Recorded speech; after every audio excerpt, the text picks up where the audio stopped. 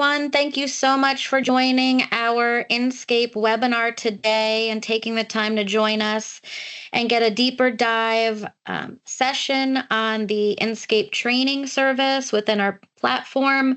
We're very excited to go through this material with you today, and I'm joined by our Inscape client success team. This is Stacy Mancinelli, your client success manager, and we have Baylee Holecek, Sam Moore, Abby Madden, and Melissa Mintz, all part of your Inscape team here to support you on your Inscape journey.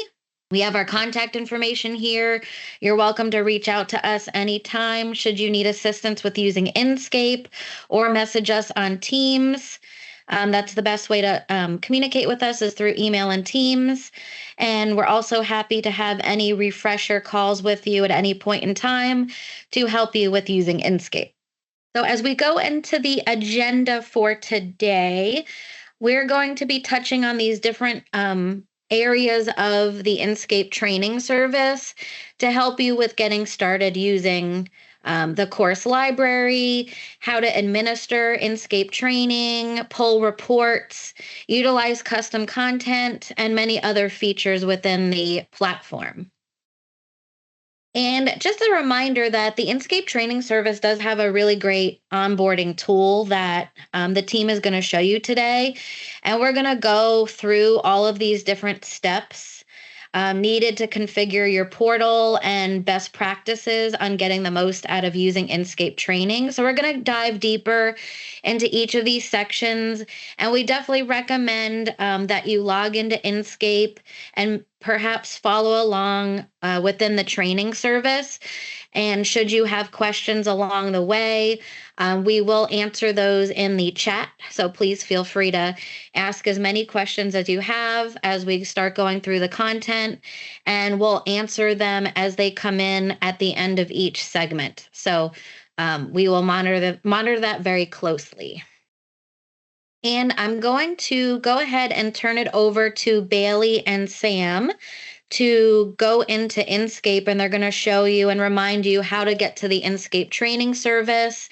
We're going to put that URL in the chat. So in case you don't have the platform URL bookmarked, we're going to put that in the chat so you can log in, and it's going to take you to the dashboard here, and they're going to walk you through getting into the training service. And thank you, Abby. She just put that in the chat. So here we go. Okay, Baylee and Sam, take it away. All right, awesome. Thank you so much, Stacy.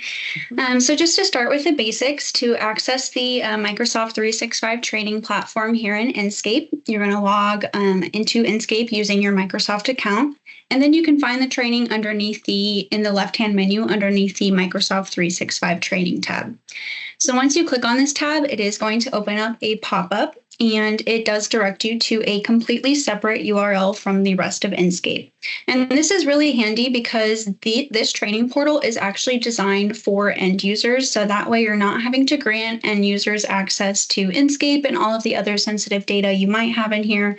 We do keep the two portals completely separate.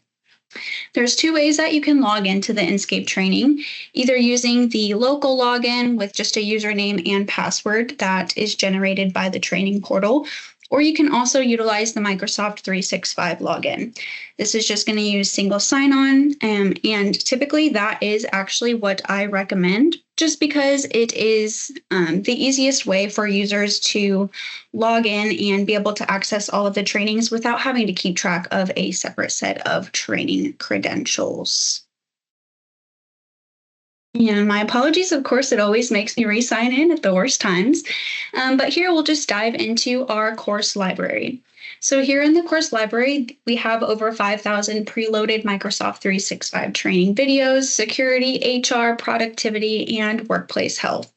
So a lot of these videos you see in here are going to be more Microsoft 365 related, but we do also have some different trainings for security, HR, keeping well in the workplace, And then all of the different trainings are divided up by their individual base channels. So at a quick glance, it's not really going to look like there's a whole lot of trainings in here, but within each of these base channels, there are tons of different modules and sections, all divided up by either apps or services, and then also by user level. So SharePoint here, for example, is going to be divided up by user level. So the Essentials is going to be more for beginner or basic users. And then we also have some pro trainings, which are going to be more helpful for admin or more advanced users.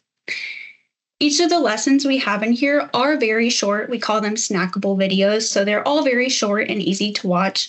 So users don't have to come in and watch a full 45-minute video just to see one tiny little topic. And then you can also mark any of these channels as featured. So here in the course library, if you're maybe not necessarily wanting to assign trainings and make it mandatory for users to take them, but there are certain content that you do want to highlight up at the top of your course library, you can always mark it as a featured content and it will show up the top of all of your users' course libraries. And then we also have the search feature up here in the top left-hand corner. So as you can see, I've searched a few topics in the past, but if you're looking for a specific keyword or maybe just a very specific training, you can always type in whatever you're looking for and it will show you all of the different trainings that include that keyword. And this is actually a really great search feature. I always say it is definitely better than the Outlook search feature in your email. It actually is really efficient. So if you're looking for a very specific topic, I do recommend using that search feature instead of looking through the full course library.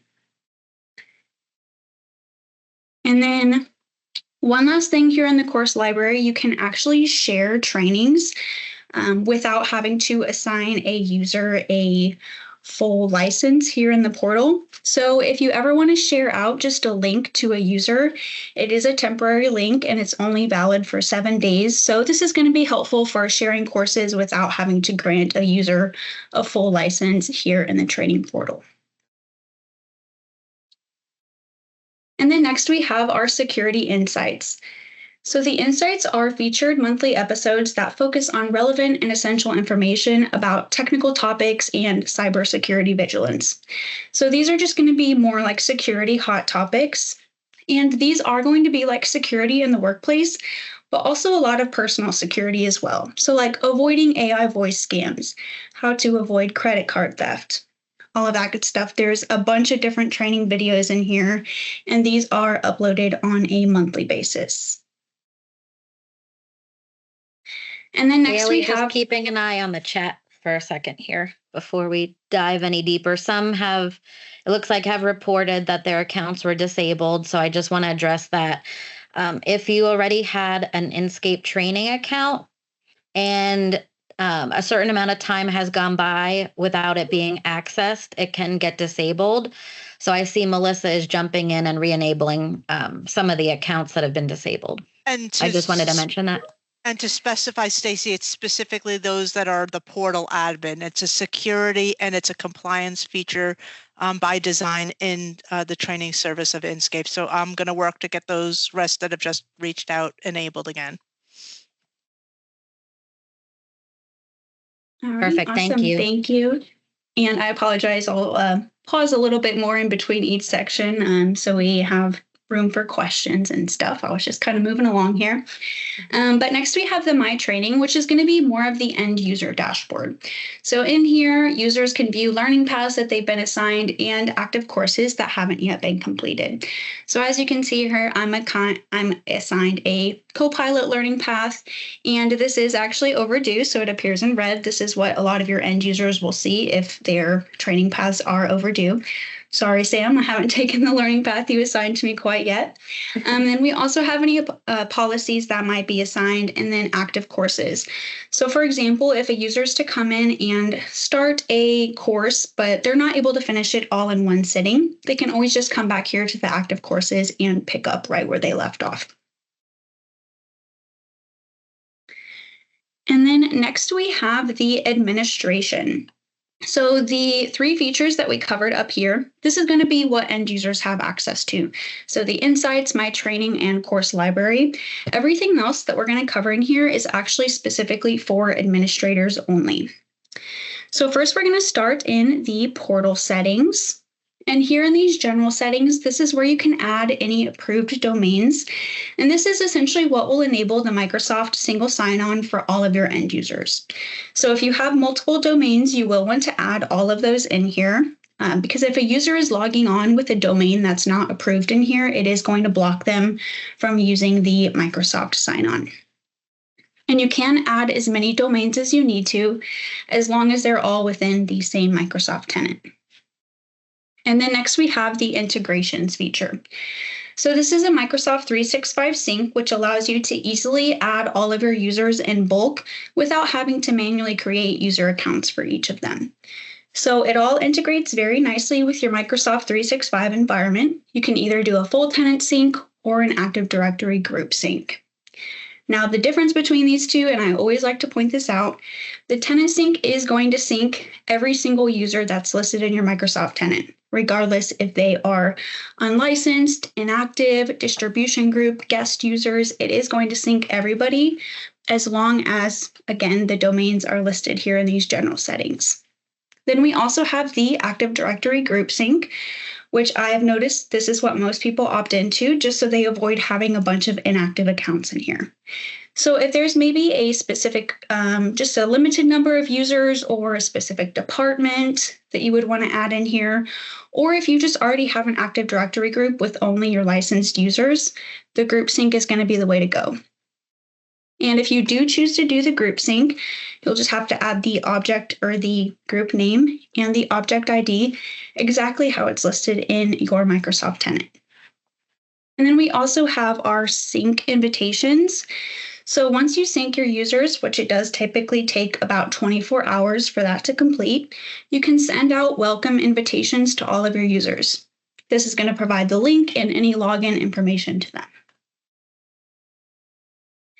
And then next we have our communications. So you can customize any of the automated emails that are sent out to your end users. And by default, all of your end users are going to receive emails once they're synced in here. So if you ever want to shut off any of the automated emails, you can come and do that in here, either disable all the emails, or you can pick and choose which ones you want to turn off. Then you can also edit the contents of any emails that are sent out.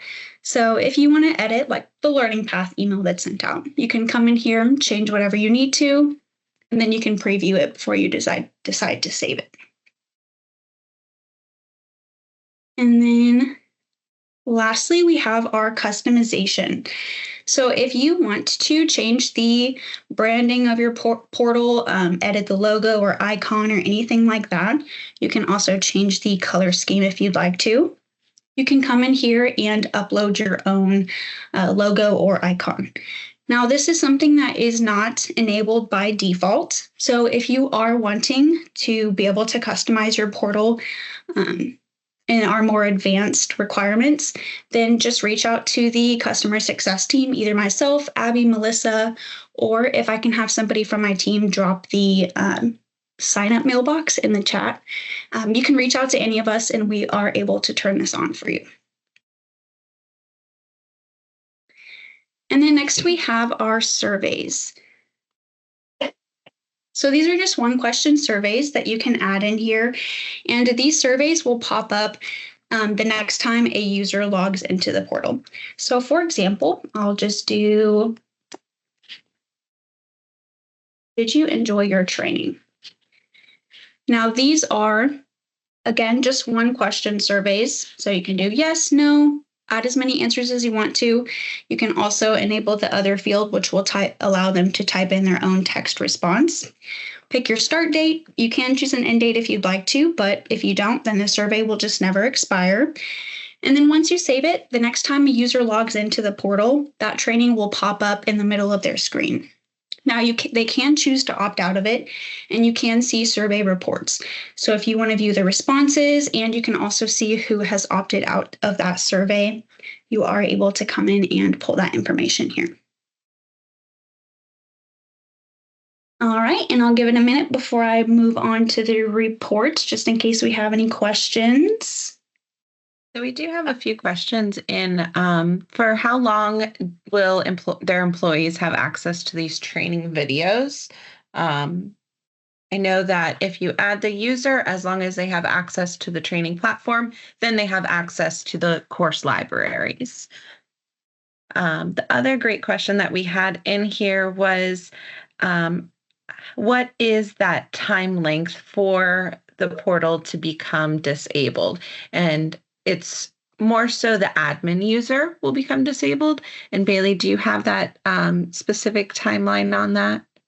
That is 6 months. So after a portal admin has been inactive for 6 months, then it will be disabled. This is not, that's not a thing for regular users. So any end users will not be disabled. It's specifically just a security regulation for portal admins.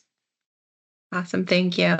And then the last question I see in here is the cost for adding staff to the learning only. So just as a user, which everyone on this call should be part of our program that you get the licensing provided. So there is no cost associated with the licensing for training users.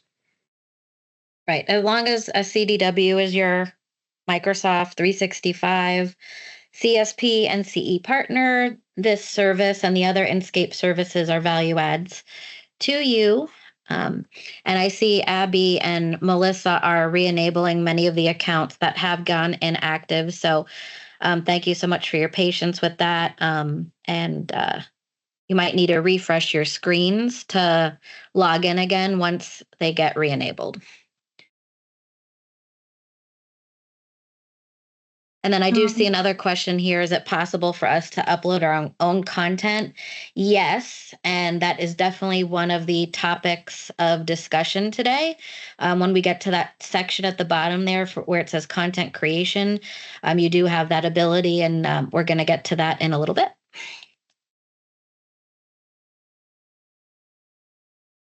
All right, awesome. So next to move on to the users here. So once you have synced all of your users into the portal, and I also want to mention that you can manually add users here in this portal. So you don't have to do the Microsoft sync if you don't want to. And this is going to be an easy way. So for example, if you have maybe warehouse workers or just any users that don't necessarily have a Microsoft 365 account, you can still come in and manually add their user accounts in here, and they'll be able to access any of the trainings, policies, or maybe like the customizable content that you add in here. So it does not have to be a user with a Microsoft 365 account that can log into this portal. And then here in the users is where you're going to be able to edit permission levels and edit user properties. So everybody that's added in here by default is going to be considered a basic user. But if you want to make anybody a portal admin, make them a content creator, or allow them to create policies, you can always come in here and edit their permission levels. And then if you have any accounts that you want to disable, you can always come in here and make this account disabled. Then they won't be an active user in this training portal anymore. But you will still be able to come in and filter through all of the disabled accounts, just so you can still track all of the users that previously had access in here. And then next we have the grouping. So here in the training, a lot of the different features that we have, including learning paths, drip learning campaigns, managing your course library, this is all going to be done by user groups.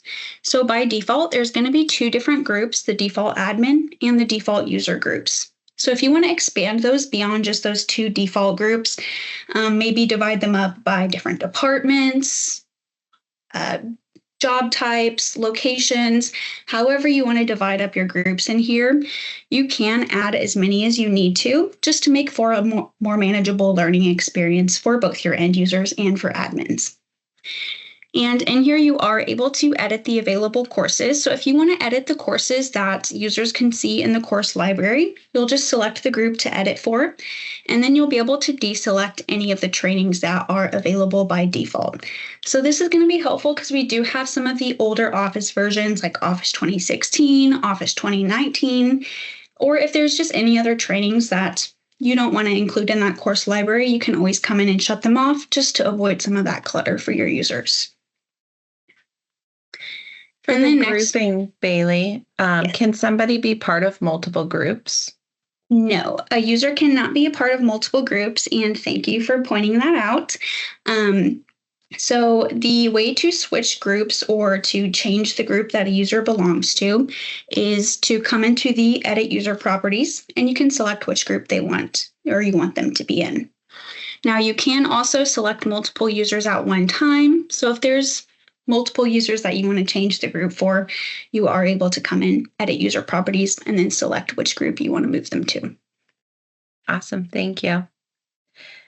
And I do see another question here that we will be getting to about assigning specific training to a specific user. But I know that we will be getting to that.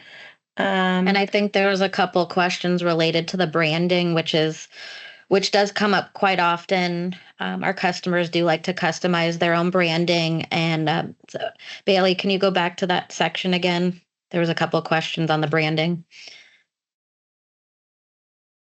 So that's within the customization tab. So you're within administration and then portal settings. Yes. Yep. Last tab, customization. So like I said, by default, this is not going to be turned on. So if all you see is the color scheme, that's going to be why. You'll just have to reach out to one of the client success advisors and we can turn that on for you.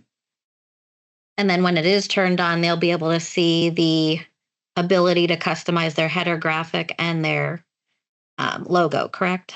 Yes, correct. Okay. And I also want to point out that these are the requirements are very specific. So if you're uploading a file the size is a little bit different than what they have listed here, it is going to look a little bit wonky. So I recommend checking out the logo and icon requirements. These show you the different size guides. So definitely a good resource to take a look at because it will look a little bit wonky if you're trying to upload a file that's a different size than what's allowed here.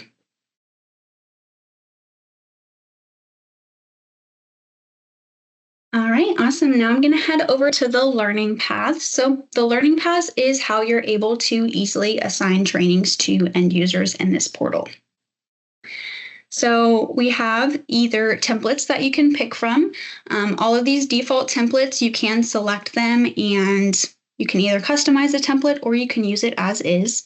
So if you choose to customize it, you can add any additional trainings that you would like to or deselect any of the trainings that are automatically available within that template. Once you pick your videos that you want to choose from, then you'll choose your deadline type. So there's two types, either time span or date-based. And beyond just the basic deadline type, there are some differences with each of these. So the time span is only going to allow you to assign this training to groups or above. So it cannot be assigned to individual learners. So if there's maybe just one specific user or a couple of specific users that you want to assign a training to, you'll want to pick this date-based deadline because this will allow you to expand those groups and you can pick which individual users you want to assign it to. Otherwise, it's only going to allow you to assign it at the full group level. Then once you have selected your users, you can finalize all of the different settings and then deploy it. So here you'll give that learning path a name. You can set your due date. You can change any of the colors, icon graphics. And then if you want to exclude any prior activity. So for example, if a user has came in a couple weeks ago and maybe taken a training on Outlook, and then you assign an Outlook learning path to them. Any videos that they previously watched, it's not going to make them retake it. But if you decide to check this, then it will not include any prior activity, and it will require that user to retake all of the lessons. So it's just really a good way to ensure that users are actually watching the trainings that you're assigning. But if you want to include any prior activity that they've already done, you can leave that blank. And then you can also require exams to be passed. So at the end of each course, there is going to be an exam that a user has to take to complete the learning path. But if you want to turn that off and only make them watch the videos, you can uncheck this here. And then you can also edit the communication that's sent out when you deploy that learning path. You can preview the email first And then whenever you're ready, you'll just click deploy here. Now, once you deploy a learning path, it will start. The email will be sent out that night, and the learning path will start the following day. And we see quite a few requests for those wanting to use the branding, going back to the branding. We will get those enabled for you. We could see those coming in. So just give us a little bit and we can turn that feature on for you. Any questions on the drip campaigns? The learning paths. And the learning paths? Yeah. I do see a couple of questions. Can you undeploy if you accidentally click deploy? So the learning paths, Sam, correct me if I'm wrong, but I believe the learning paths, yes, these ones can be edited. So you can add and remove courses and lessons. For the drip learning campaigns, which I'll go over here in a moment, these ones cannot be altered once you deploy it. So once you have added all of your drops and deploy the drip learning campaign, it is permanent. You can still add people to the campaign, but you cannot edit the courses that are available in it. But with the learning paths, everything is customizable after you deploy it.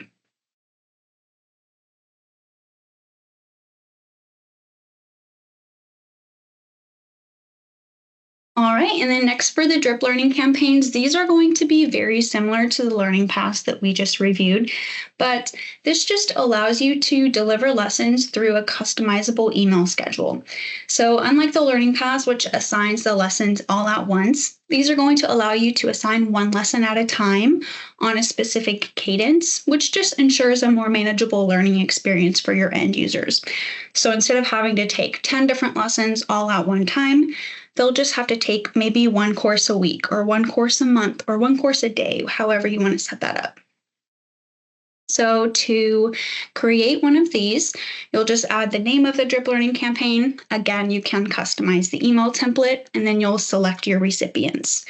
Now these, again, the drip learning campaigns can only be assigned to groups or above, so you cannot assign these to individual users. And then once you have created that, you can edit the drops that are sent out. So to add your drops, you'll just click Add Drop here. Select the courses that you are wanting to assign within this drip learning campaign. So you can select as many as you would like to. And then once you save that, you can edit the delivery interval. So this is going to be the cadence that those lessons are dropped at. So whether it's every week, every 7 days, every 14 days, every 30 days, you can change this and make that whatever you would like. And then once you have selected all of your drops, you can start the campaign. So once you start this campaign, like I said, the action is permanent, so you cannot edit or add drops once the campaign is started. Now you can add users to this campaign, but you cannot edit the courses that are assigned. All right, do we have any questions about the drip learning campaigns before we move on? Not at this time. All right, awesome. So next we will head over to the reports. So portal admins can view reports for course activity or just general portal activity in here. So if you're wanting to look at user course activity, you can see what specific lessons a user has taken, the progress of those courses. If they've taken the exam, it will show you the percentage that they got on that exam and how long they spent viewing it. Now we also have our all users activity. So this is going to include any activity that has occurred in this portal, regardless of its course activity, editing settings, or anything like that. So even if a user comes in and pulls a report, you'll be able to see that in here. Or if a user edits portal settings, if a user takes a course, you'll be able to see any of the activity that has happened in here. And then you can also schedule the reports. So if you want to receive a scheduled report on like a daily, weekly, or monthly basis for user course activity, learning paths, drip learning campaigns, or policies. You can set those up and it'll just be sent to you or a department manager or maybe somebody on your HR team.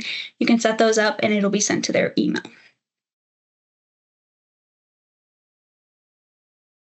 All right, and then next we have our content creation. So here in the content creation, admins can create customized training courses that are relevant to your organization.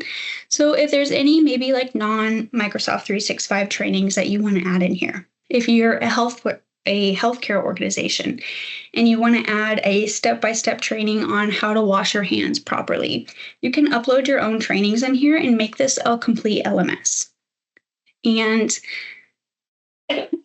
we have a bunch of different help features over here. So you can watch step-by-step guides to walk you through creating your first course, how to launch the course once it's ready. And then we also have the in-development preview, which will allow you to view the courses before you actually deploy it. Now, any content creation that you can see the survey that I created. So any content that you create in here is going to appear here in the course library, and it just all looks very seamless together. So users won't necessarily be able to tell what the default courses are versus the courses that you created. So for the content creation, Baylee, that is something that we will have to enable if they're interested in using that service, correct? Yes, that's correct. So again, if that is another area that you guys would like enabled, please feel free to put it in the chat or send us an email and we can have that enabled for you. Can you also show under the administration, the users, how to assign who is the content creator admin? Yes. So that will be here underneath the permission level. You will want to make them a portal admin or a group admin, and then you'll check this box for content creator. And I also saw somebody was asking, they don't see the policy. So this is also where you would give access for the policy creator in order to have that on your navigation bar.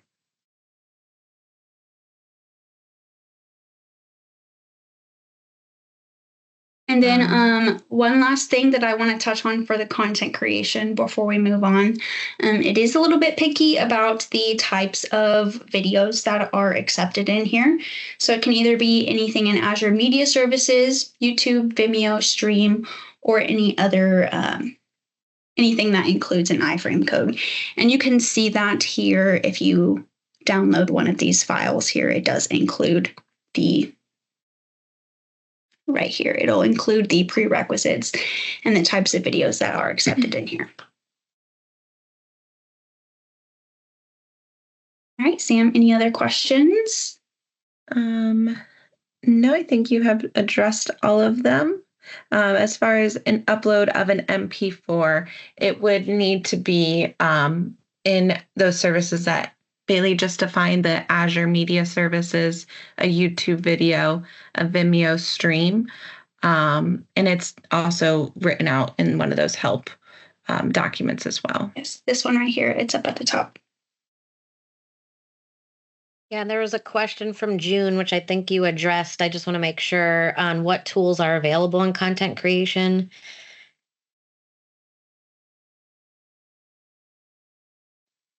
It just, the tools that are available, it just allows you to add your own courses into the course library. So you'll be able to create your own channels and then your own modules, and then you can upload your own videos and files. And you can also add quizzes and questions and a pass rate on that as well.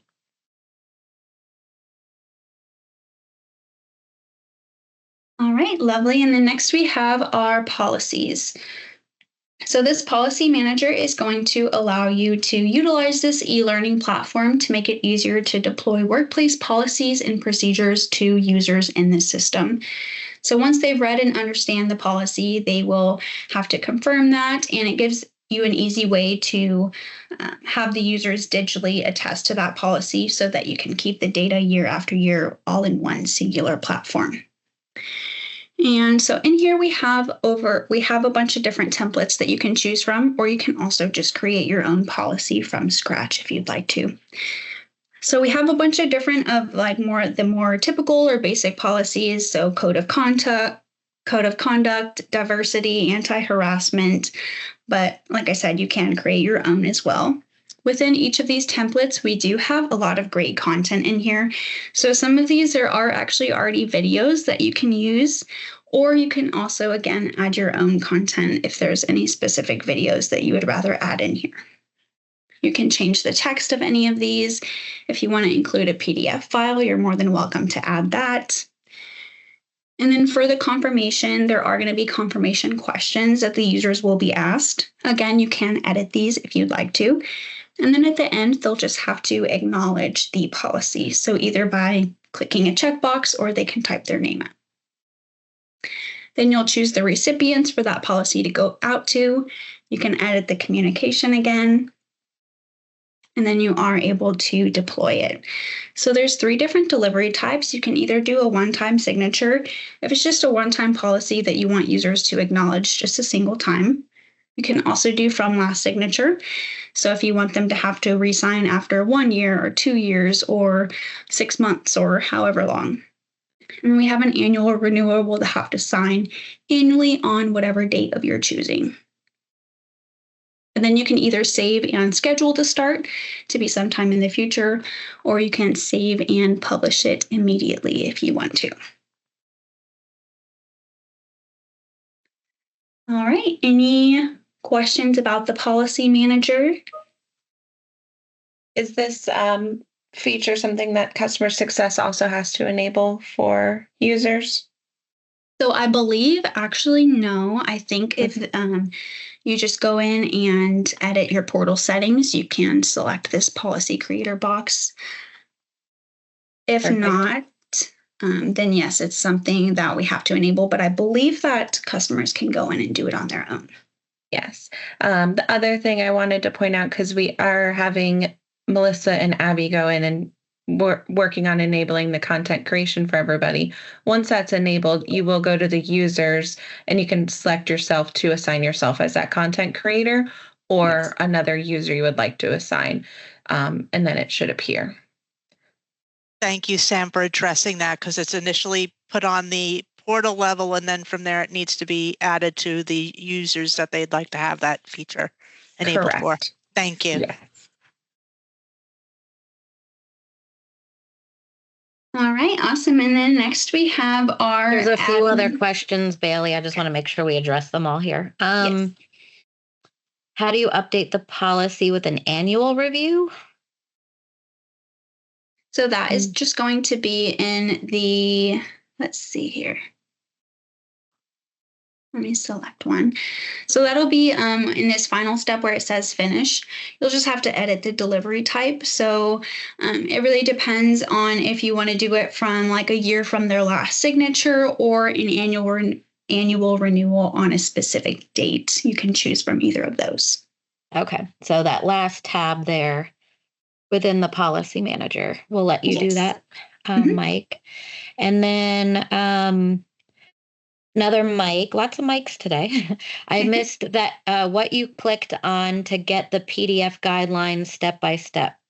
I'm not sure if that was within the content creator or the policy manager. So I did that in a couple places. If it was for the content creation, it's going to be up here in this help area. We have a bunch of different documents here or some videos that you can also watch. And then I also had done it here in the portal settings for the customization. These are going to be the logo and icon requirements. I believe those are the two that I had opened up.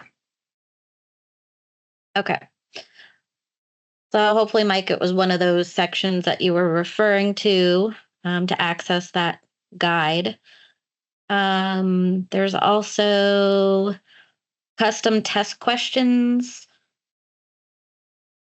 customizing test questions. For the content creation, you are able to do so. You actually create your own test questions. Now, Sam or Melissa or Abby, I don't believe you can edit the questions for the default courses, can you? No. Okay.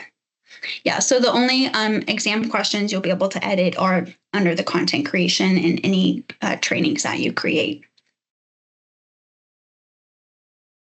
Okay, perfect. Is there a course library suggestion email inbox?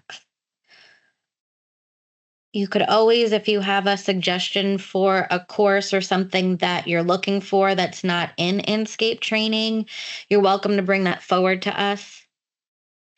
And I know Baylee in a little bit, she's going to show you the flight plan, which shows what is currently on roadmap to be released in the Inscape training service as it's continually being updated. So, but feel free to always bring that forward to our team for any suggestions that you have.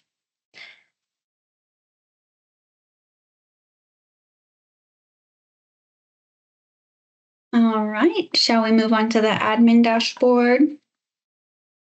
Yes. All right, perfect.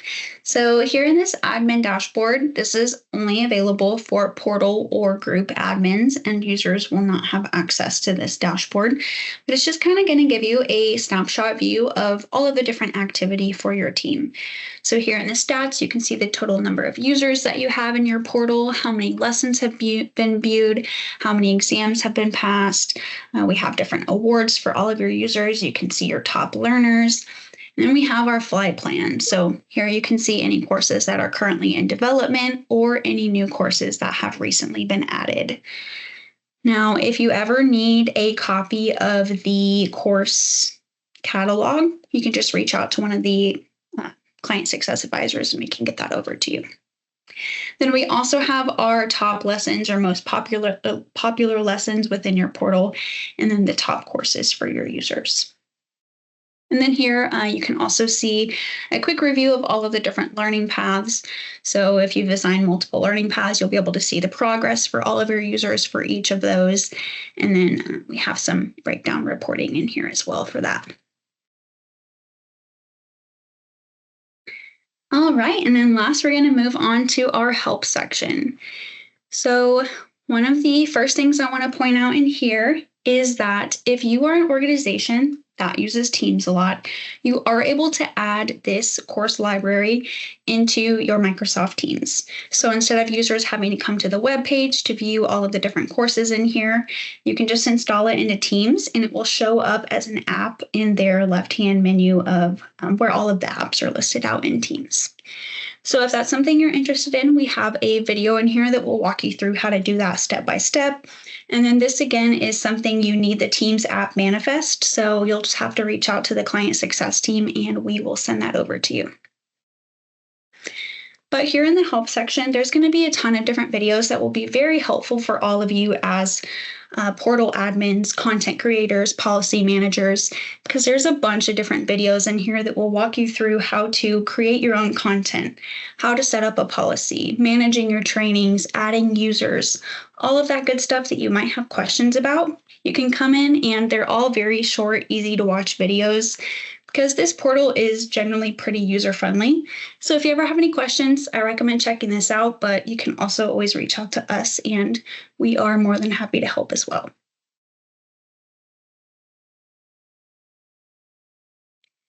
Alrighty, so I think that's all I have from my end. Any Baylee, going back to the, there's a lot of questions in the chat and I'm just scanning them to make sure we're not missing any, but going back to the, I believe it's the course library,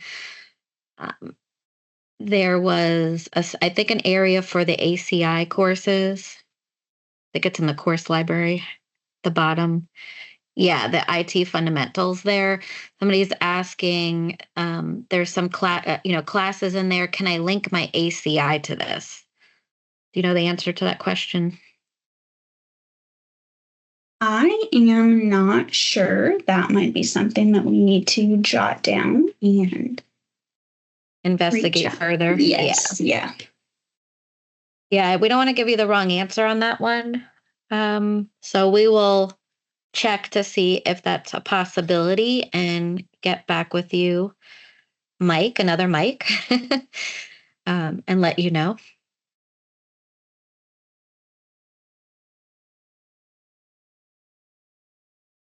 And lots of enablement requests continue to come in for content creation, policy manager, branding. We're going to take care of that for all of you.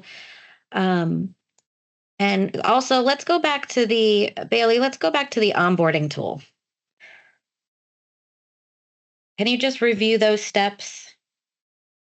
Yes. So I know this is really helpful to, for those who haven't gotten started yet and haven't completed these, this is a really helpful tool. So let's just go through that again. We do have 15 minutes, and I just want to make sure that, it's clear to everybody on how to use this service. And we're happy to have a one-on-one with you if you'd like. And we will have more webinars in the future on this topic. But let's just run through this again.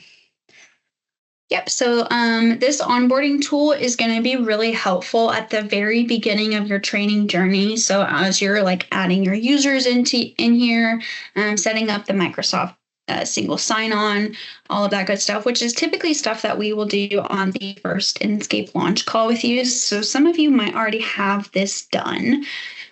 But in here, if you click on view details within each of these steps, it's going to either have a document that will walk you through how to complete that step.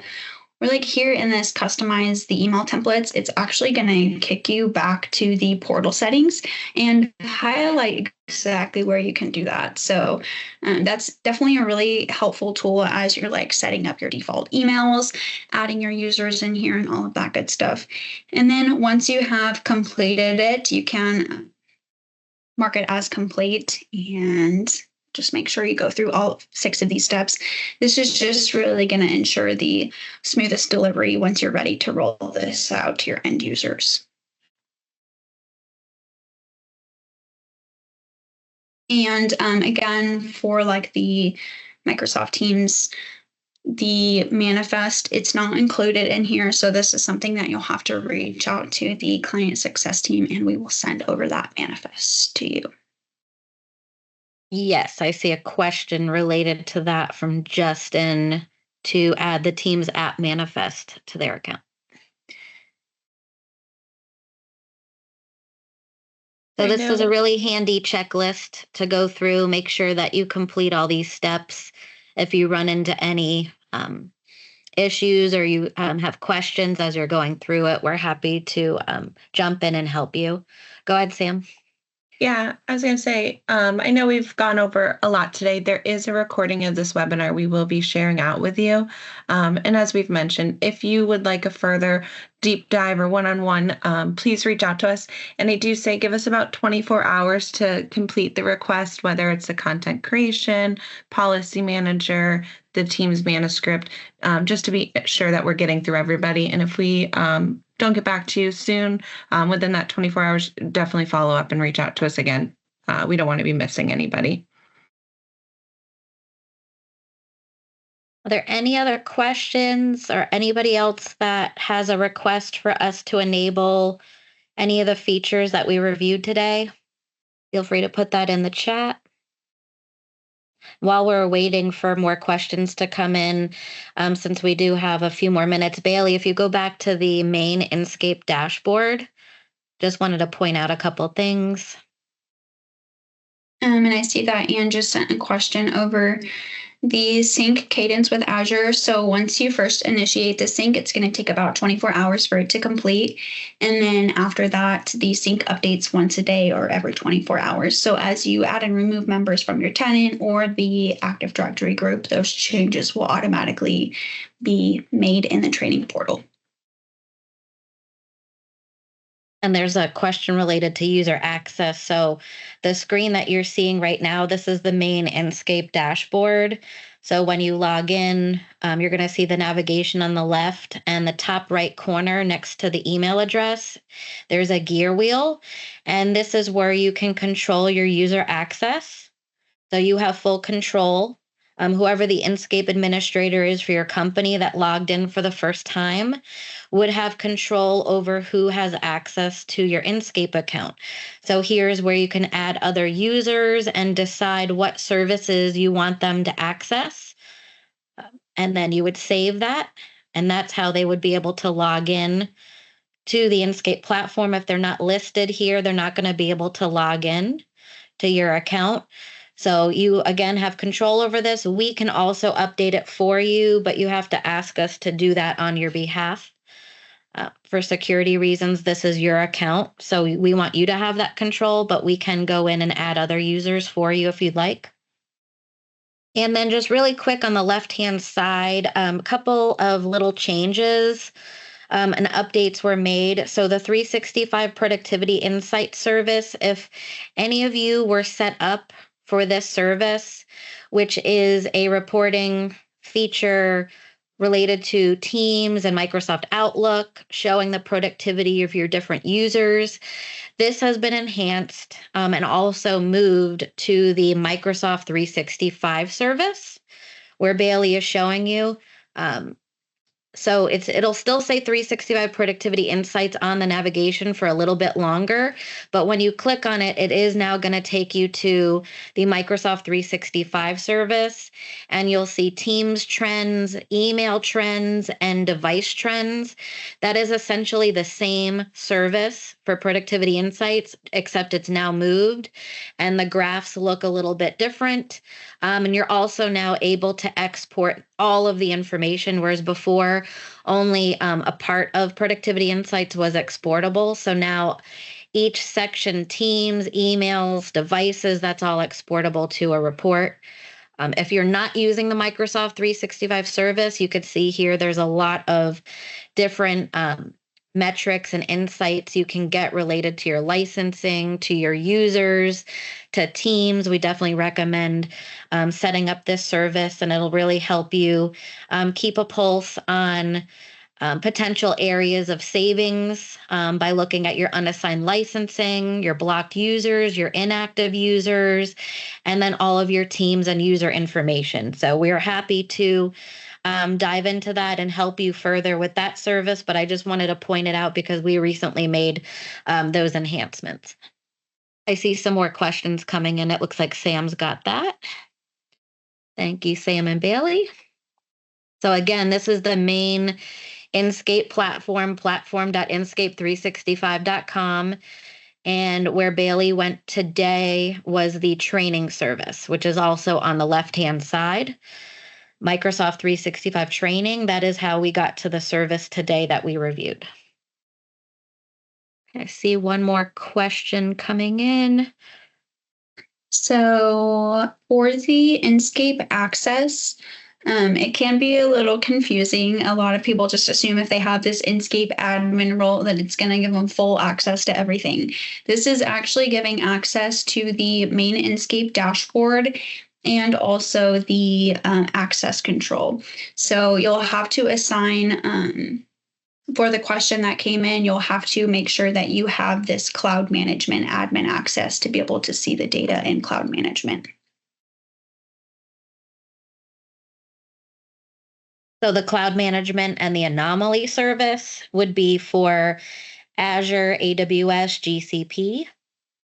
If you have those environments, you would be able to use those two services and get access. If it's not billed through CDW, reach out to us, let us know, because there would be a configuration involved. But if you're partnered with us, we are able to help you load that information. And if you can't see 365 Productivity Insights, you might not have set up that service in the past. To set it up now, you'll just come down to the settings underneath sorry, I have all this expanded. You'll just come to these settings here underneath Microsoft 365, and it'll be these bottom three reports is going to be the Productivity Insights reports. And it does need to be a global administrator to come in and check these and save it, because they will need to grant the permissions to those reports. I know we have 5 minutes left. Baylee, if you could go back one more time into the training, I want to make sure we have it clarified for those that we have enabled the content creation for, and you'll go to users. You will select the edit on the user, whether that's yourself or another coworker, and then select the content creator and or policy creator in order to have then that appear on your navigation bar. So the team has been going in and enabling it, but you do have to, on your end, give that permission level to a user for it to appear. Yes, when we go in and enable it for you, we're just enabling it at the portal level. So then you'll have to go in and assign that permission to the individual users.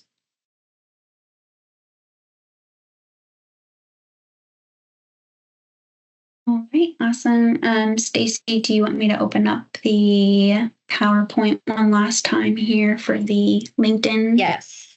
Okay. Yep. And I still see people requesting the branding content creation policy. We are going to make sure that we go through this whole transcript from the webinar today and make sure we haven't missed anything, but you're welcome to also reach out to us if you want further assistance with the service. And we do have our LinkedIn community. Feel free to join. This is where we post different tips for Inscape, any news, anything related to the services that we offer. And if you have any feedback or your own tips that you'd like to share on how Inscape is helping you, we'd love to hear about that and share it with the rest of the community. So we'll put that link in the chat so you can easily join. And then our contact information was on the first slide, but we also have it here at the end. You can email inscape.signup@cdw.com if you need help with setting up any of the services that you're not using, or just as a general mailbox if you have questions. And then you can email myself, Melissa, Abby, Baylee, for further assistance with using Inscape. We also do have some cool CDW swag, so we're going to raffle off some of these items to a few of our attendees today, and we'll notify you and get your address if you'd like to have some fun swag from CDW. We'll get that shipped out to you. So we really appreciate you taking the time to join us today. Thank you so much for all the questions, and we look forward to supporting you in the future on your Inscape journey, and look out for more webinars to come. Thank you so much. Thank you, everyone. Thank you. Bye-bye.